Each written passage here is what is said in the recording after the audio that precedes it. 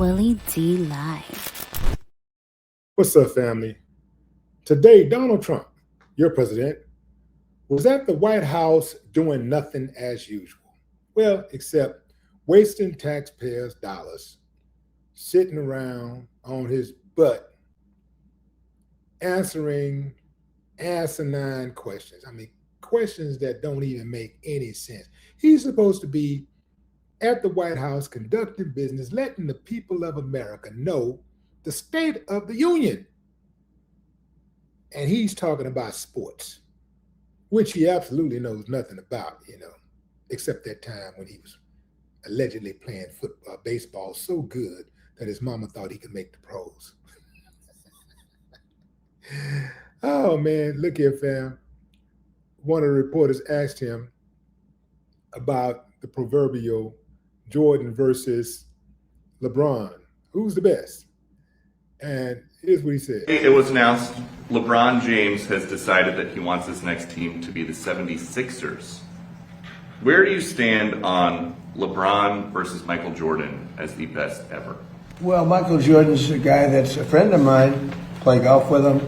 He's a really good guy.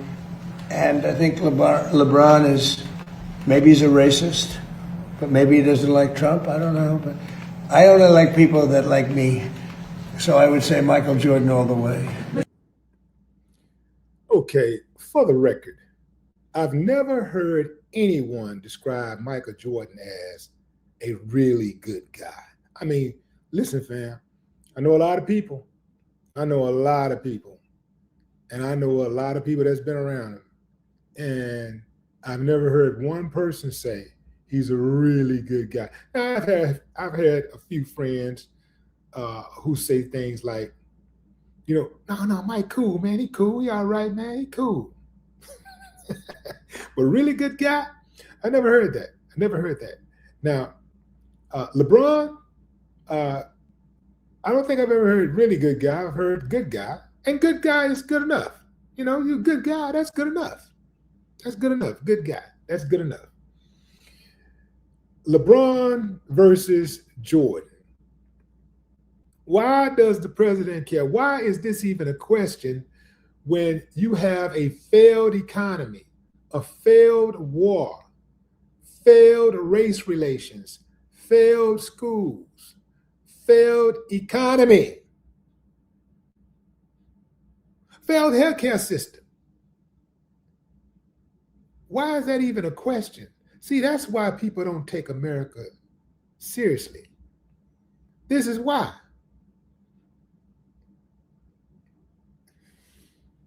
Okay, the elephant in the room. How in the hell is a racist going to call somebody a racist? Let me tell you what he's doing, fam. He did what a lot of people like him do. What he did was he tried to use a defense mechanism of calling somebody else a racist. Trump is really, really good at this. This is what he does all day, every day. That's why they say every accusation is a confession, because everything Trump accuses somebody else of doing, he's guilty of himself. This dude he's got to go down in history as one of America's greatest racists. Now, that's big, because America is damn good with race. Look, fam, it ain't a shortage of a racist that you can name in America. I'm talking about America per capita. This country crawls with racists. They'll never have a shortage. There'll never be a shortage of racists. This country has produced some of the greatest racists of all time. I'm talking about go all the way back to the Roman Empire, keep going, man. Go back to the prehistoric days. Well, this country ain't been around that day. Well, my point is that you can go all the way back to all of those civilizations. And America, in its short time of existence, and it's just 250 years, I'd pace all of them combined Yeah, this country got a different type of racist. We got the type of uncivilized mutts that raise uncivilized mutts to kill when they're teenagers, especially to kill their best friends who they consider to be best friends who are black. Yeah, family, I said it. Yeah, I said it. Now you're going to call me a racist, huh? That's what they do, fam. Like, if you address racism, they try to call you a racist. If you call out the racism, if you call out the racist, if you call out the racist system, they try to call you a racist. That's when I know they're a racist. Anybody that default to calling somebody a racist when they're trying to address the system, this racist system, they're the racist. That lets me know who they really are, because they have no argument. They can't argue that what you're saying is correct or incorrect. They can't argue that. If you talk about what Trump started this unjust war, or he's robbing the people blind, he's using the money, using the office of the presidency to pad his pockets and to settle scores. If you start talking about how the police disproportionately target, arrest black folks, when you talk about how the system disproportionately prosecutes and convicts and sentences black folks, they call you the racist. They can't get me. That's why when they try that with me, they can't get none of that with me. They can't get me with none of that. Just like how now they're trying to paint Ben Crump as a racist, because Ben Crump is pretty much the face of black struggle, black pain right now as it relates to the judicial system. So every time they see Ben Crump reminds them of resistance.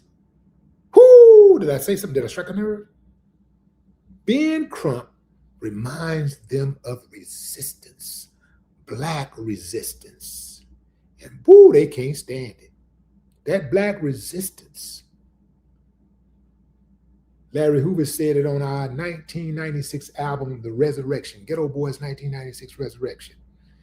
They want to bend you over and poke you.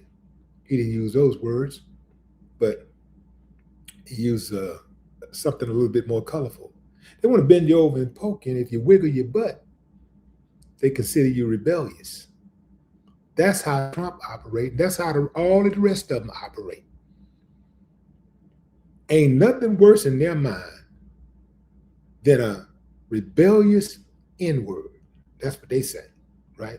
Oh, they can't stand it, man. It hurts them. It messes their minds up.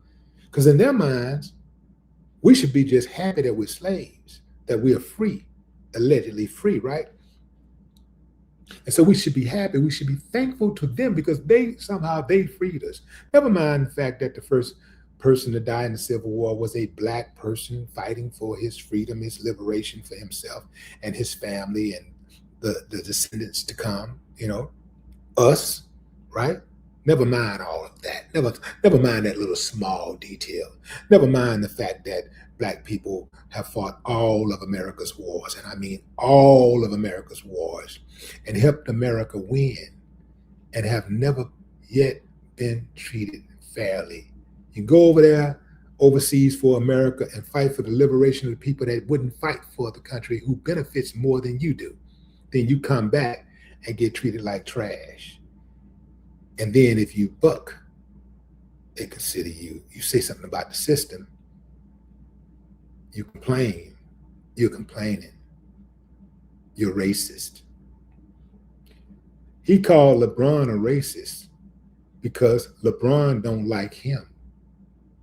Because LeBron speaks against this stacked, biased, corrupted, racist system. They want you to suffer in silence. They won't, though. They'll never suffer in silence. When they're upset, they taking to the streets, they're marching, they're going crazy, they power and all this kind of stuff. They will never suffer in silence. But they want black folks to suffer in silence. It ain't gonna work over here, partner. It ain't gonna never work over here because I'm not going to be quiet so you can be comfortable. That ain't gonna work. That ain't how it go. So when I hear him saying that little stuff, or they be typing all, they be going overtime with the Twitter fingers all on social media and all that stuff, and they saying that stuff, it don't do nothing to me but embolden me. It makes me it motivates me. Oh, I got them. They think they gonna use some child psychology on a grown man. That ain't gonna work. Because that's all Trump is doing.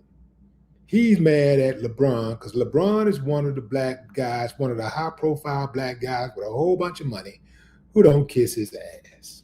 That's what he mad about. That's what he don't like about LeBron. Because there's a whole lot of them that got that kind of money LeBron got. They'll straight up get on their knees and stick their tongue out. He can turn around, drop his drawers, and bend over butt naked. They'll be leading with their tongue. They'll take off running toward it with their tongue hanging out. They won't even stop when they get to it. They just keep on running, run right into it. Hate to be so graphic, but I had to paint the picture. But what say you, fam? Drop a comment. I'd love to hear your thoughts. No more talk.